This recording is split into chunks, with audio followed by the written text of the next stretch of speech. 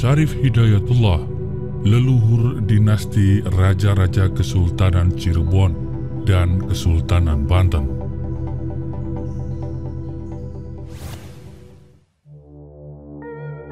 Tatar Sunda yang saat sekarang meliputi wilayah Provinsi Jawa Barat, DKI Jakarta, dan Banten identik dengan Islam.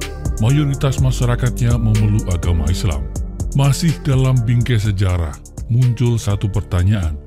Siapakah pemeluk Islam pertama kali di Tatar Sunda?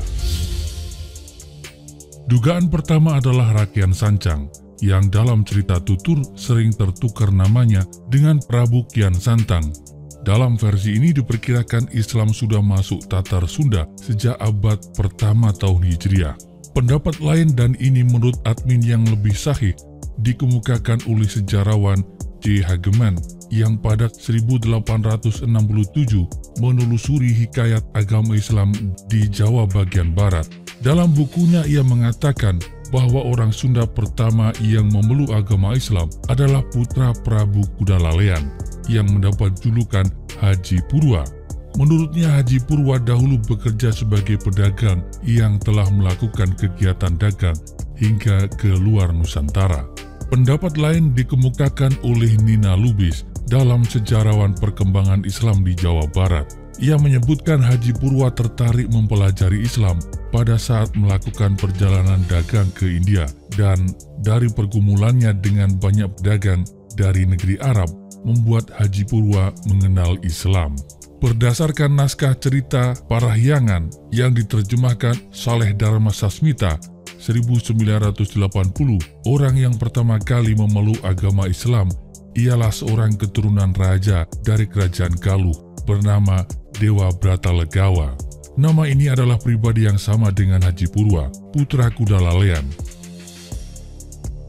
Sekilas tentang Kudalalean. Kudalalean adalah nama lain dari Prabu Bunisora atau Hyang Bunisora Suradipati, Raja Kerajaan Sunda Galuh yang menggantikan Prabu Linggabuana. Ayahanda mereka adalah Prabu Ragamulia Luhur Prabawa yang memerintah Kerajaan Sunda 1340 sampai dengan 1350. Prabu Linggabuana berputra di antaranya Dyah Pitaloka Citaresmi dan Niskalawastu Kancana. Prabu Linggabuana dikenal juga dengan nama Sang Lumahing Bubat, yakni Prabu yang meninggal di Palagan Bubat, beserta putrinya Dyah Pitaloka Citaresmi. Kala itu Niskalawastu Kancana masih berusia 9 tahun, sehingga yang naik tahta menggantikan Prabu Linggabuana adalah Sang Bunisora, adik Linggabuana. Sang Bunisora atau Kudalalean memiliki gelar Prabu Guru Pangadiparamarta Jaya Dewa Brata atau juga dikenal dengan nama Batara Guru di Jampang. Dari permaisurinya Laksmiwati memiliki putra yaitu Giri Dewata, yang kedua Bratalegawa, Banawati, dan Dewi Mayangsari. Nah, Bratalegawa inilah yang dikenal sebagai Haji Purwa yang kita bicarakan saat sekarang. Dewa Bratalegawa kemudian hijrah ke tanah Arab, memeluk agama Islam, serta menikah dengan wanita Arab bernama Farhana binti Muhammad. Setelah memeluk agama Islam dan menikah, Bratalegawa kemudian kembali ke tanah air dan mulai berdakwah menyebarkan ajaran Islam di Jawa Barat pada abad ke-14. Dari sinilah Bratalegawa menyebarkan ajaran Islam, berdakwah dengan mengajak adik-adiknya yaitu Ratu Banowati serta kakaknya Giri Dewanti untuk memeluk agama Islam. Namun kedua saudarinya tersebut menolak untuk memeluk Islam. Penolakan ini membuat Haji Purwa memilih untuk keluar dari pusat kerajaan. Ia keluar dari lingkar Istana Galuh. Ia pun memutuskan tinggal di Caruban Girang, yang saat itu masih berada di bawah kekuasaan Galuh, dan menyebarkan Islam di sana. Setelah itu banyak masyarakat Cirebon yang memeluk Islam. Kemudian dari sinilah muncul tokoh-tokoh penyebar Islam di Jawa bagian Barat. Salah satu yang paling berjasa melanjutkan peran Haji Purwa adalah Syarif Hidayatullah atau Sunan Gunung Jati. Syarif Hidayatullah tidak saja mendakwahkan Islam di Cirebon, beliau juga menjadi peletak dasar lahirnya Kesultanan Banten. Islam tidak saja menyebar melalui akulturasi budaya di masyarakat, melainkan jalur pemerintahan, Kesultanan Cirebon dan Banten. Nah, siapakah Syarif Hidayatullah? Mari kita lanjut lagi video ini.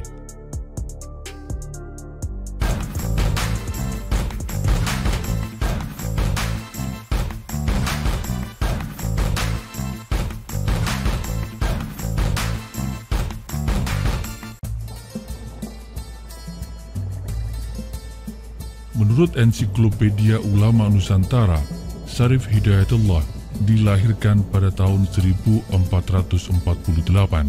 dari perkawinan Raja Abdullah atau Syarif Abdullah dengan Rara Santang, putri Prabu Siliwangi.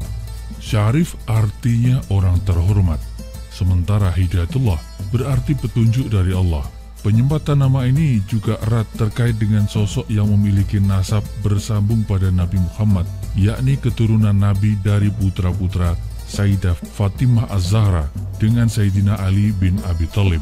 Dari garis keturunan Sayyidina Hasan umumnya disebut Syarif dan keturunan Sayyidina Husain disebut Sayyid. Syarif Hidayatullah dilahirkan di Mesir.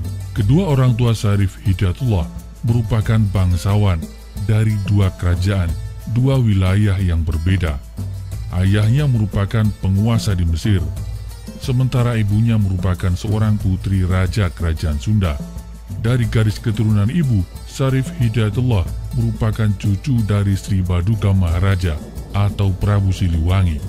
Berikut ini adalah silsilah Syarif Hidayatullah atau Sunan Gunung Jati dari garis ayah, sebagaimana diinformasikan dalam naskah Kuningan Cirebon. Nabi Muhammad menurunkan Siti Fatimah.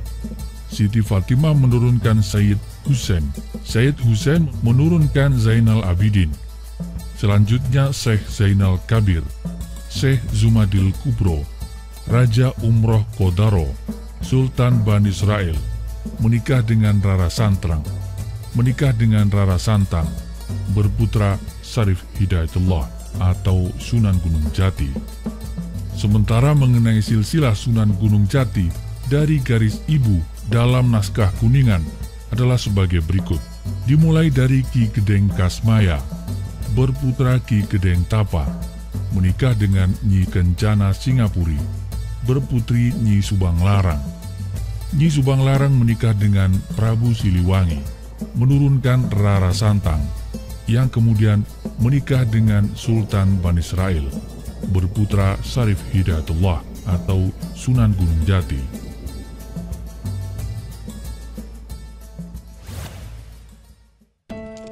Silsilah yang baru kita bacakan tidak sendiri.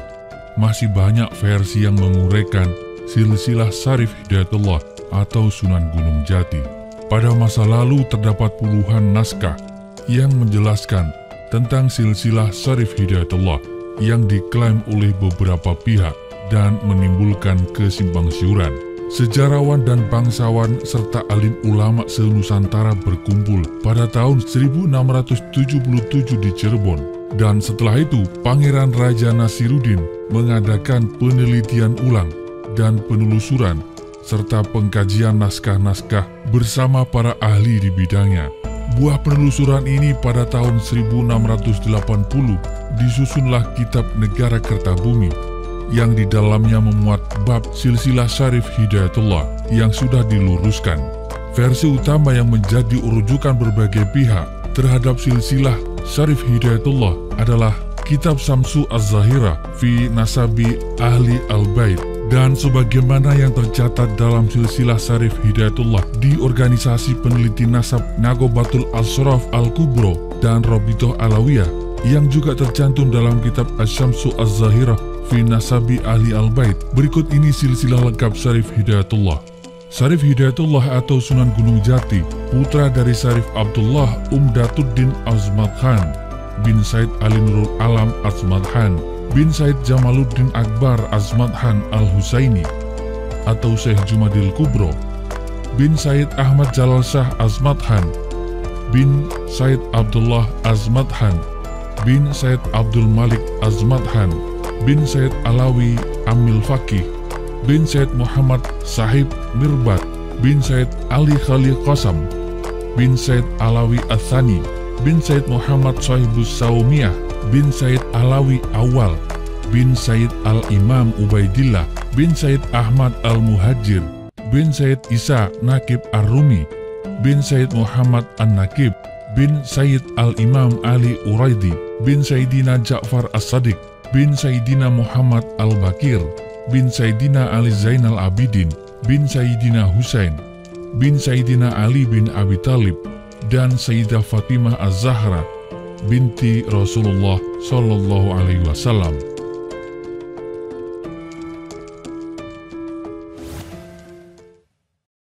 Benarkah Sunan Gunung Jati berasal dari Bani Israel?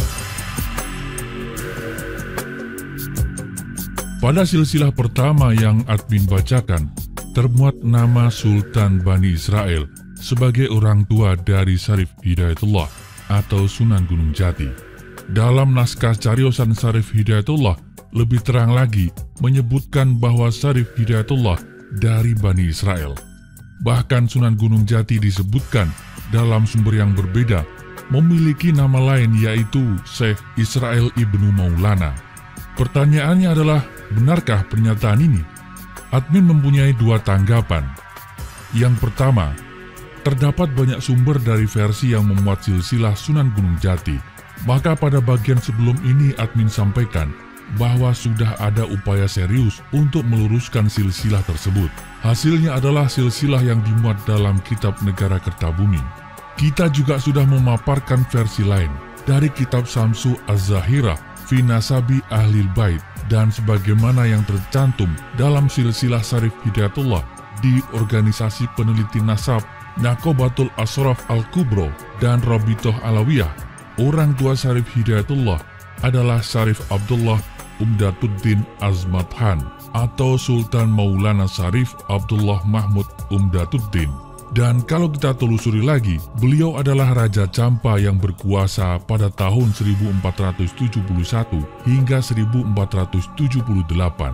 Sementara itu penyematan Azmathan menunjukkan beliau dari kabilah Ba'lawi Alawiyin, adalah salah satu marga dari kabilah Zurriyah Rasulullah SAW dari Hadramaut yang banyak tersebar di Asia Selatan dan Asia Tenggara. Nama Azmathan sendiri merupakan penggabungan dari dua kata, Azomat yang berarti mulia dan Khan merupakan sebuah gelar bangsawan dari India yang memiliki arti keluarga. Azmathan artinya keluarga yang mulia. Dalam hal ini tentu karena pertalian nasab keluarga ini bersambung kepada Nabi Muhammad SAW.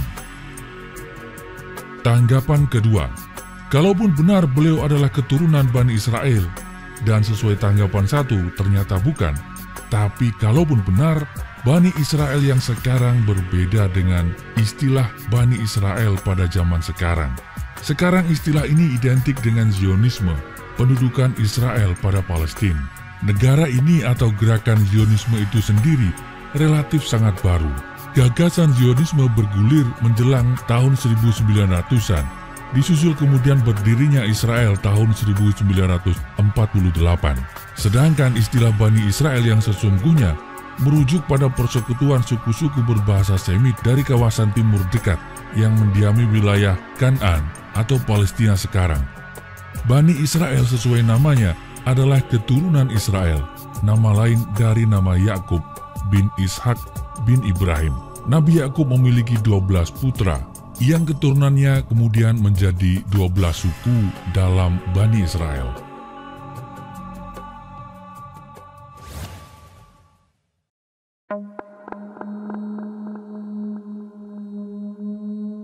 Syarif Hidayatullah memiliki 3 unsur kecakapan seorang figur atau tokoh. Dalam istilah Jawa, beliau cakap bibit, bebet, dan bobotnya. Bibit bermakna latar belakang keturunan keluarga. Kita sudah paparkan silsilah keluarga Syarif Hidayatullah sebelum ini. Sedangkan bebet berkaitan dengan tingkat ekonomi. Dan bobot adalah kualitas diri, kepribadian, pendidikan, ataupun pencapaian lainnya. Dalam pendidikan, pada masa remajanya, Syarif Hidayatullah atau Sunan Gunung Jati berguru kepada Syekh Kafi. Selesai menimba ilmu di pesantren Syekh Datuk Kafi, ia meneruskan pembelajaran agamanya ke Timur Tengah pada Syekh Tajuddin Al-Kubri dan Syekh Ataulahi Az-Zajili di Mesir. Kemudian beliau ke Baghdad untuk belajar tasawuf dan ke Mekah pada usia 20 tahun. Setelah selesai menuntut ilmu di Timur Tengah pada tahun 1470, berangkat ke Nusantara berguru pada Syekh Maulana Ishaq di Pasai. Beliau juga menimba ilmu kepada Sunan Ampel di pesantren Ampel Denta di Surabaya. Kemudian diminta oleh Sunan Ampel untuk melanjutkan dakwahnya menyebarkan agama Islam di Cirebon.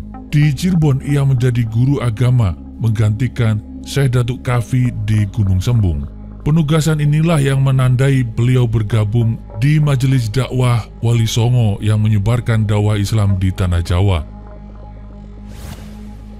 Pada abad ke-15 di wilayah Jawa, dikenal 9 penyebar agama Islam yang populer dengan sebutan Wali Songo. Ada beberapa pendapat mengenai arti Wali Songo. Pertama adalah wali yang berjumlah 9 atau sanga dalam bahasa Jawa. Pendapat lain menyebutkan bahwa kata songo atau sanga berasal dari kata thana dari bahasa Arab yang berarti mulia. Pendapat lain juga menyebutkan bahwa songo berarti sanga dalam bahasa Jawa yang artinya tempat. Pendapat lain menyebutkan bahwa Wali Songo adalah sebuah majelis dakwah yang menyebarkan dakwah Islam di Tanah Jawa, didirikan oleh Sunan Gresik atau Maulana Malik Ibrahim pada tahun 1404 Masehi. Para Wali Songo adalah pembaharu masyarakat pada masanya. Warna dan pengaruh ajaran Wali Songo merupakan manifestasi peradaban baru masyarakat Jawa yang meliputi hampir segala aspek kehidupan. Wali Songo memberi warna pada bidang kesehatan, bercocok tanam, perniagaan, kebudayaan, kesenian, kemasyarakatan, hingga pemerintahan. Dan disinilah peran Syarif Hidayatullah sebagai bagian dari Wali Songo menjadi sangat penting, yaitu mendapat tugas dakwah di Cirebon, Banten, dan Sunda Kelapa. Yang tugas itu dirumuskan sebagai berikut. Disebutkan bahwa susuhunan ing Ngampel Denta handamel pranataning agama Islam kanggenipun ing titiang Jawi. Sunan Ampel membuat peraturan-peraturan yang islami untuk masyarakat Jawa. Raja Pandito ing Gresik amewahi ing polanipun ing Sinjang, Sinjang Batik, kalian Sinjang Lurik, soho amewahi ing wangunipun kakapaning kuda. Raja Pandita di Gresik merancang pola kain batik, tenun lurik, dan perlengkapan kuda. Susuhunan ing Majagung amewahi wangunipun ing olah-olahan, dadaharan, utawi ulam-ulaman, kalian amewahi parabotipun ing among tani utawi andamel garabah. Susuhunan Majagung mengajarkan mengolah berbagai macam jenis masakan, lauk pauk, memperbaharui alat-alat pertanian, membuat gerabah. Kanjeng Susuhunan ing Gunung Jati ing Cirebon amewahi dongo hakalian montro utawi parasat mewah jajampi utawi amewahi dadamelipun tiang babat wono. Sunan Gunung Jati di Cirebon mengajarkan tata cara berdoa dan membaca mantra, tata cara pengobatan, serta tata cara membuka hutan. Kanjeng Susuhunan ing Giri adamel pranatanipun ing Karaton Jawi kalian amewahi lampahing pawukon sapanunggalipun kalian malih amiwiti damel dalan tiang Jawi. Sunan Giri membuat tatanan pemerintahan di Jawa, mengatur perhitungan kalender siklus perubahan hari, bulan, tahun, windu, menyesuaikan siklus pawukon, juga merintis pembukaan jalan. Kanjeng Susuhunan Bonang adamel susulu ing ngelmi kalian amewahi ricianipun ing gangso utawi amewahi lagunipun ing gending. Sunan Bonang mengajar ilmu suluk, membuat gamelan, mengubah irama gamelan. Kanjeng Susuhunan Derajat amewahi wangunipun griya utawi tiang ingkang karembat ing tiang tandu, joli sapanunggalipun. Sunan Derajat mengajarkan tata cara membangun rumah, alat yang digunakan orang untuk memikul orang seperti tandu dan joli. Kanjeng Susuhunan Kudus amewahi para botipun bekakasing pande kalian kemasan soho adamel angger-anggeripun hingga pangadilan hukum ingkang kalampahan ing titiang Jawi. Sunan Kudus merancang pekerjaan peleburan, membuat keris, melengkapi peralatan pandai besi, kerajinan emas, juga membuat peraturan undang-undang hingga sistem peradilan yang diperuntukkan bagi orang Jawa. Semasa berdakwah di Cirebon, Sunan Gunung Jati menikah dengan Nyi Ratu Pakungwati, putri Pangeran Cakrabuana, penguasa Cirebon, dan setelah Pangeran Cakrabuana wafat, kepemimpinan kerajaan Cirebon dilanjutkan oleh Sunan Gunung Jati selaku menantunya. Saat Sunan Gunung Jati memimpin Cirebon inilah disebut sebagai era keemasan, Golden Age. Ajaran Islam berkembang pesat di wilayah Cirebon, Sunda Kelapa, Banten, dan wilayah Jawa bagian barat lainnya. Dakwah Islam makin meluas setelah Syarif Hidayatullah menikah dengan Nyai Ratu Kawunganten, putri Bupati Kawunganten, Banten. Dari pernikahan ini lahir putra salah satunya Maulana Hasanuddin yang kelak menjadi raja pertama Kesultanan Banten. Syekh Syarif Hidayatullah atau Sunan Gunung Jati wafat pada tanggal 26 Rayagung tahun 891 Hijriah atau bertepatan dengan 1568 Masehi. Beliau wafat pada usia 120 tahun, dimakamkan di Bukit Gunung Jati, berada di Desa Astana, Kecamatan Gunung Jati, Kabupaten Cirebon. Tema yang dimuat dalam video ini terjadi puluhan bahkan ratusan tahun silam, sehingga sangat mungkin tidak sama persis seperti asal kejadian. Catatan sejarah bisa saja berbeda dengan bukti dan kenyataan. Terhadap hal itu, admin terbuka pada setiap masukan. Admin juga tidak menganggap bahwa yang kami sampaikan adalah satu kebenaran tunggal. Admin menerima setiap kemungkinan dan masukan. Terhadap figur dan tokoh yang diceritakan, admin berlepas pandang dalam menilai, menghakimi maupun menghukumi. Kami memegang kaidah wama jaro baina sahabi naskutu, seluruh yang terjadi antara para sahabat sengaja kami perluas artinya jadi sejarah secara umum. Kami diam, tidak ikut campur, tidak membahas. Di mata admin, masa lampau dan seluruh dinamika di dalamnya adalah hikmah. Terima kasih. Salam hangat. Assalamualaikum warahmatullahi wabarakatuh.